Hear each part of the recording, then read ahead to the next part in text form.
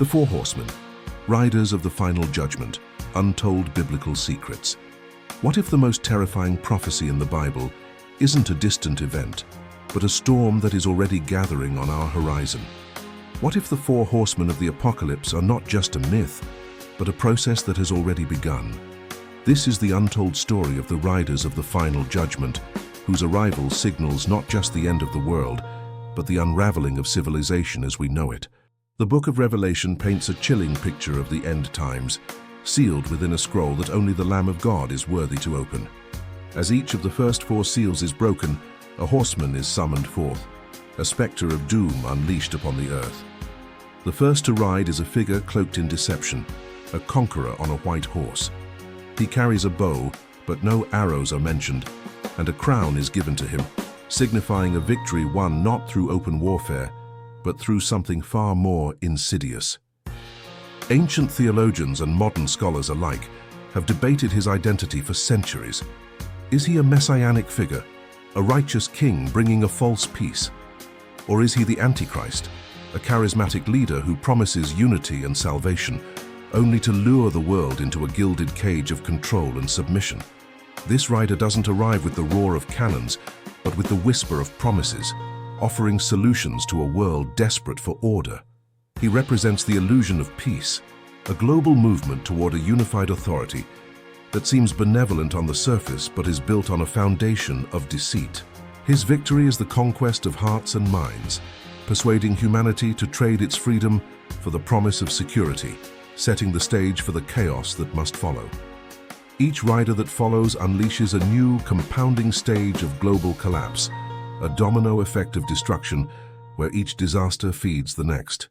After the deceptive peace of the white horse comes the red horse, its rider given a great sword and the power to take peace from the earth. This is the eruption of open conflict, where diplomacy fails and humanity turns on itself.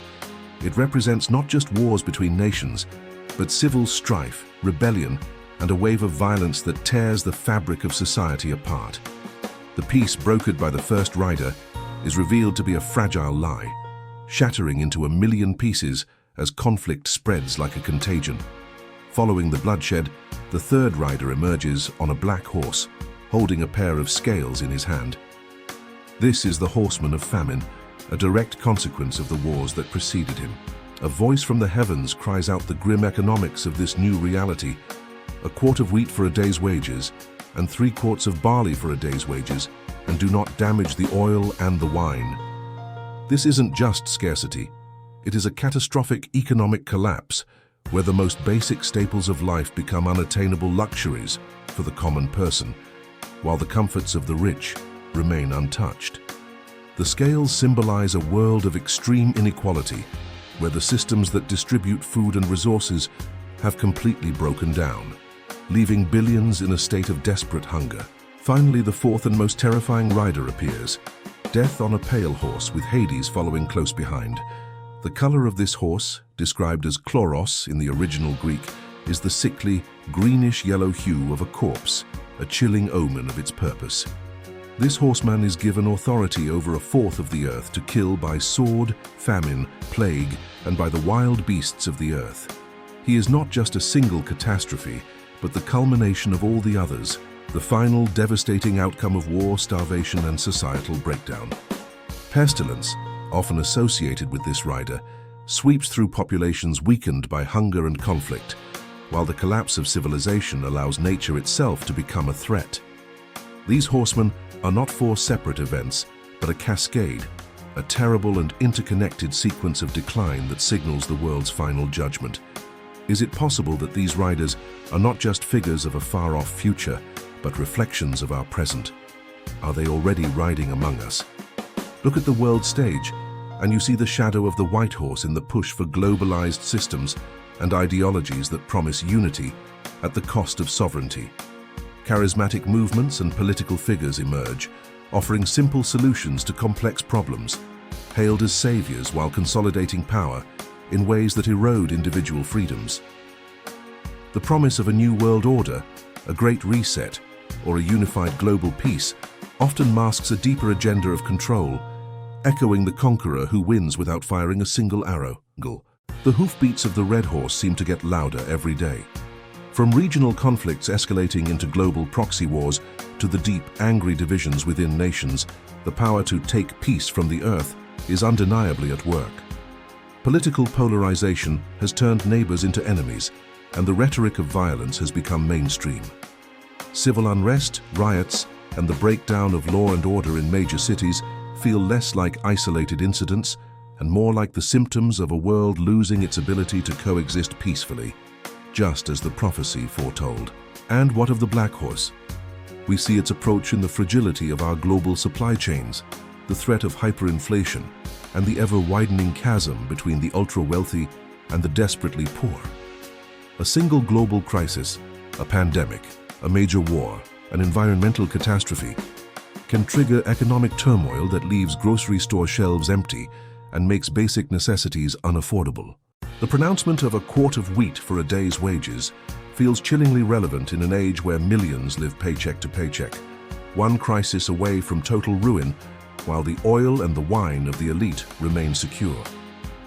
The specter of famine, once thought to be a problem of the ancient world, now looms as a modern threat driven by conflict and economic instability. The pale horse of death follows logically, as we have witnessed how quickly a global pandemic can bring the world to its knees, and how disease thrives in places torn apart by war and poverty. But is the Book of Revelation a literal journalistic account of the future, or is its power found in its profound symbolism?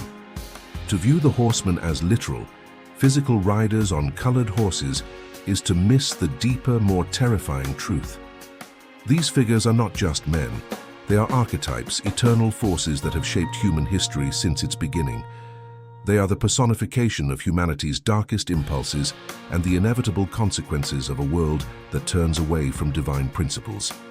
The white horse is the timeless allure of false saviors and utopian ideologies. The red horse is the eternal cycle of human violence and our inability to live in peace. The black horse represents the greed and injustice that create poverty and suffering. And the pale horse is the ultimate, inescapable reality of death, the final bill that comes due for a broken world. These forces have always been riding.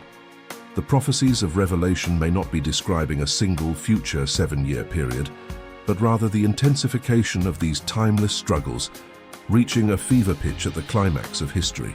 They represent a pattern of collapse that has played out in fallen empires throughout the ages, now scaled to a global level. The true horror is not that four horsemen will one day appear, it is that the forces they represent are woven into the very fabric of our fallen world, and their final ride is simply the culmination of a process long underway. Yet, within this terrifying vision of judgment, there lies a hidden message that is almost always overlooked. The four horsemen are not just instruments of divine wrath, they are a wake-up call of cosmic proportions. Their purpose is not merely to destroy, but to shatter the illusions of self-sufficiency and worldly security that humanity clings to. They are the storm that exposes the faulty foundations upon which our civilizations are built, the belief that we can create lasting peace through our own power, that we can engineer a perfect economy, or that we can ultimately conquer death itself. Each rider systematically dismantles one of these pillars of human pride. The conqueror on the white horse exposes the futility of political saviors. The warrior on the red horse reveals the lie of man-made peace. The warrior on the red horse reveals the lie of man-made peace. The merchant of famine on the black horse demonstrates the fragility of our economic systems. And death on the pale horse confronts us with our own mortality, the one truth from which no one can escape. This isn't just punishment, it is a severe mercy, a final, desperate attempt to turn humanity's eyes away from its failing systems and back toward the divine. The chaos they unleash is designed to provoke a moment of clarity, forcing a world on its knees to ask the ultimate questions about its purpose and its creator. The ride of the four horsemen is not the end of the story, but the terrible, thunderous prelude to a new beginning.